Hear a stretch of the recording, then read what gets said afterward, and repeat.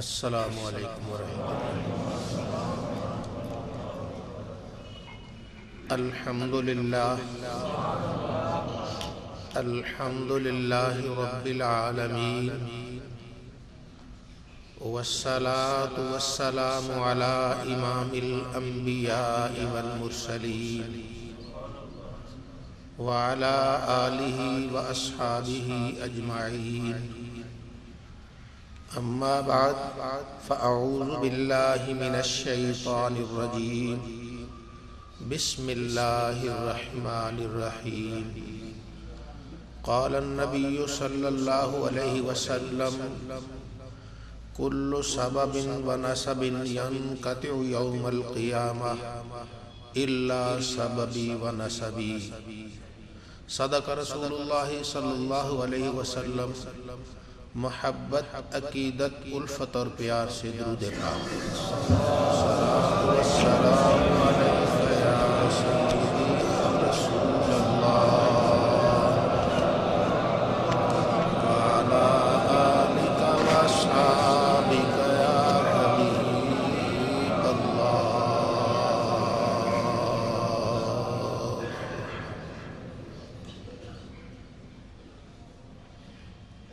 اسلامی سال جسے ہجری سال کہتے ہیں وہ طلوع ہو چکا۔ اللہ رب العزت یہ نیا سال ہم سب اہل اسلام کے لیے باعث خیر و برکت بنائے۔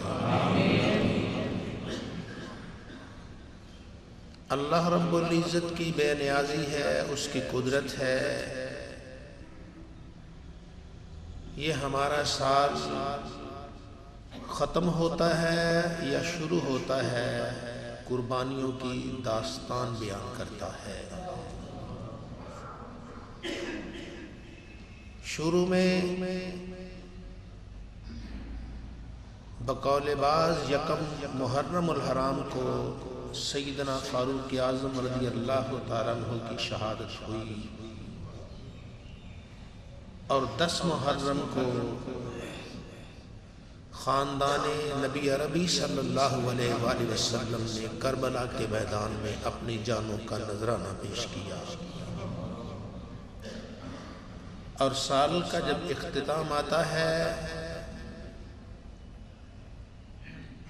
تو 9 ذی الحج کو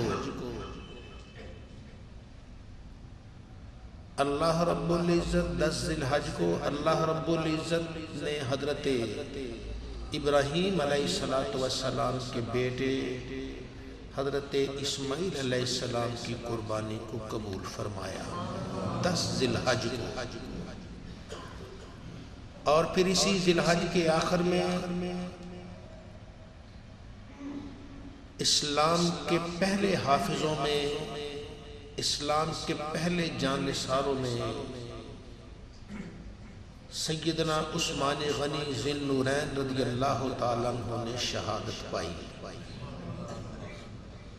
تو یہ اسلام کا سال طلوع و غروب ہوتا ہے تو شہادتوں کی داستان لے کے آتا ہے۔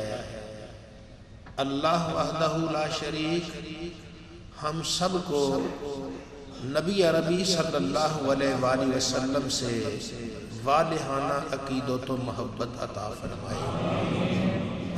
ہمیں تو ہر اس چیز سے بلکہ ہر اس ذرے سے پیار ہے جس ذرے کا تعلق ذات مصطفیٰ سے ہو جاتا ہے۔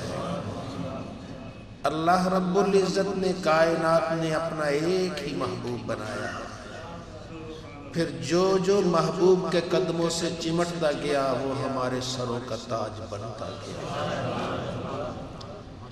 خاندان نبی عربی صلی اللہ علیہ وآلہ وسلم میں ایک نمایاں نام حضرت خدیجۃ الکبریٰ رضی اللہ تعالیٰ عنہا کا ہے کہ جن کے بطن سے، پیٹ سے اللہ رب العزت نے آپ کو اولاد کی نعمت عطا فرمائی، اور ایک آپ کا بیٹا حضرت ماریہ رضی اللہ تعالیٰ عنہا سے ہے جو مدینہ منورہ میں بچپن میں ہی انتقال کر گیا۔ تو یہ آپ کی اولاد حضرت خدیجۃ الکبریٰ رضی اللہ تعالیٰ عنہا، آپ کے پیٹ سے اللہ رب العزت نے نبی کریم صلی اللہ علیہ وآلہ وسلم کو اولاد 6 عدد عطا فرمائی. 4 بچیاں، حضرت زینب، حضرت رقیہ، حضرت ام کلثوم اور حضرت فاطمہ الزہرا رضی اللہ تعالیٰ عنہ،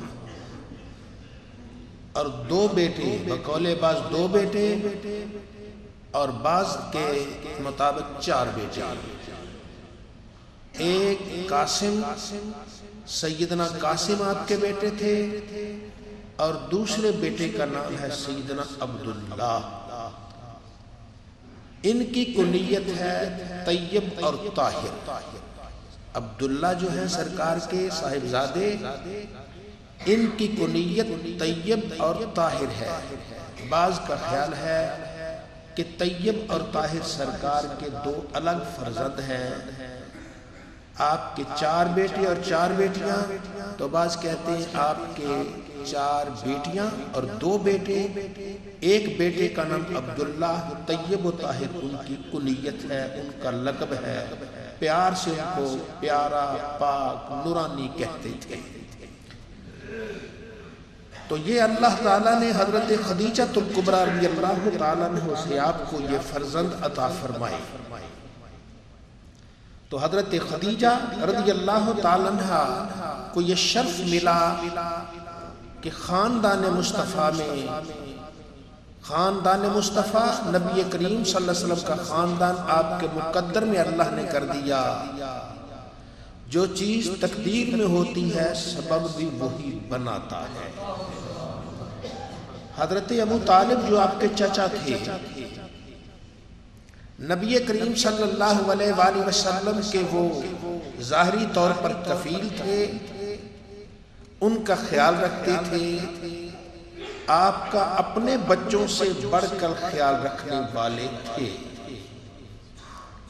لیکن اللہ کی قدرت دیکھیے، کھانا جب بھی کھاتے تو ان کی خواہش ہوتی کہ یہ میرے بیٹے محمد صلی اللہ علیہ وآلہ وسلم یہ بھی کھانے میں ضرور شریک ہو جائیں.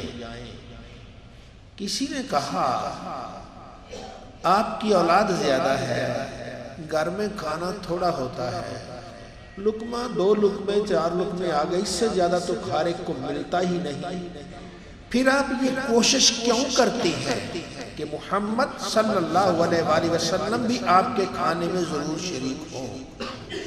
تو انہوں نے فرمایا میں تمہیں کیا بتاؤں، ہمارے گھر والے اہل خانہ موجود ہوتے ہیں، برتن میں کھانا ہوتا ہے، تھوڑا سا کھانا ہوتا ہے، لیکن جس دن محمد صلی اللہ علیہ وآلہ وسلم اس کھانے سے ایک لقمہ بھی لے لیں، اس کو ہاتھ لگا لیں، وہ کھانا سب کو کافی بھی ہو جاتا اور کھانا بچ بھی جاتا ہے. اور جس دن وہ ہاتھ نہ لگائیں کھانا ختم ہو جاتا ہے، بھوکے کے بھوکے ہم رہ جاتے ہیں. تو اللہ رب العزت نے گویا ابتدائی دنوں میں ہی یہ واضح کر دیا، ظاہری طور پر چاہے کفیل ابو طالب ہے، لیکن حقیقت میں ان کے پورے خاندان کی پرورش محمد مصطفیٰ فرما رہی ہے. اب حضرت خدیجۃ الکبریٰ رضی اللہ تعالیٰ عنہ یہ مکہ مکرمہ کے مالدار لوگوں میں، مالدار خاندان میں آپ کا شمار تھا. آپ کا تجارتی قافلہ ملک شام جاتا، تجارت کرتے واپس آتا، ملازم رکھے ہوئے تھے. تو حضرت ابو طالب ایک دن نبی کریم صلی اللہ علیہ وآلہ وسلم سے کہنے لگے کہ بیٹا گھر میں تمہیں معلوم ہی ہے کہ تنگ دستی بڑی رہتی ہے، تو تم ایسے کیوں نہیں کر لیتے، خدیجہ کے قافلے میں شامل ہو جاؤ اور تم بھی جاؤ، شاید اللہ تعالیٰ کوئی نفع دے، اس سے تمہیں بھی کچھ مل جائے گا، ہمارا بھی گزارا ہو جائے گا. جیسے بڑا بچہ ہو جائے تو بزرگ کہتے ہیں بھئی کوئی کام کرو، کچھ کرو۔ اب کسی کو یہ کہنا کہ مجھے کام پہ لگاؤ، یہ نبی کریم صلی اللہ علیہ وآلہ وسلم کی غیرت برداشت نہیں کر رہی تھی۔ اللہ نے سبب بنایا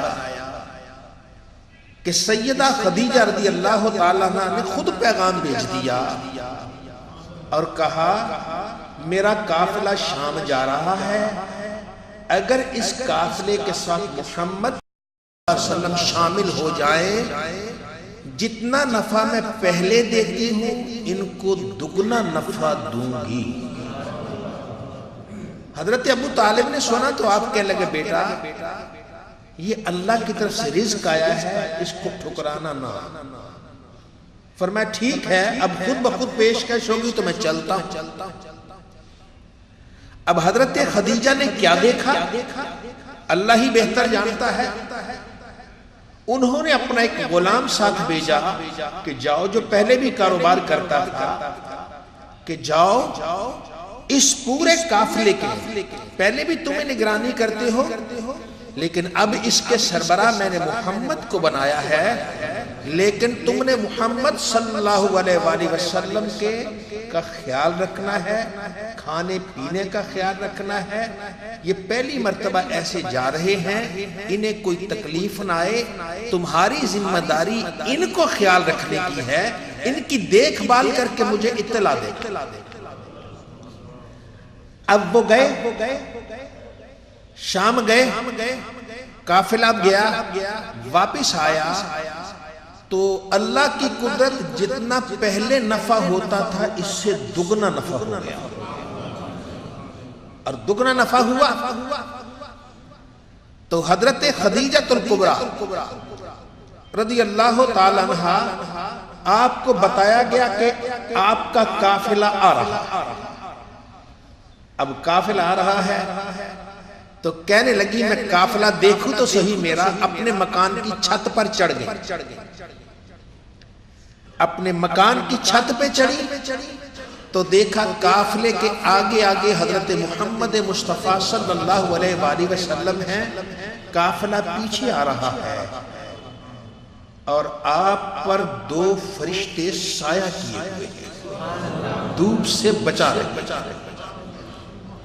اب وہ آئیں، قافلہ آیا، سامان رکھا، نفع زیادہ ہوا، انہوں نے اپنے وعدے کے مطابق جو دینا تھا دیا۔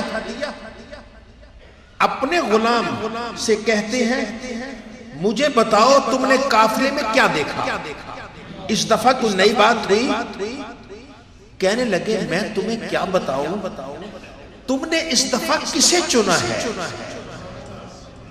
کہ میں جب بھی گیا میں دیکھتا گیا جہاں جہاں رک جاتے تھے اوپر بادل سایہ کرتا تھا، جہاں چلتے تھے بادل ساتھ ساتھ چلتا، جہاں رک جاتے بادل رک جاتا۔ پھر میں نے یہ دیکھا اگر کسی درخت کے نیچے بیٹھتے ہیں اور اس کی شاخیں دوسری طرف ہوتی ہیں، وہ شاخیں ہی ادھر جھک جاتی ہیں جدھر محمد مصطفیٰ بیٹھے ہوتے ہیں۔ یہ اللہ رب العزت کی مہربانی، کہتے چلتے ہیں، چلنے سے گرمی میں لوگوں کو پسینہ آتا ہے، پسینے سے بدبو آتی ہے، لیکن میں نے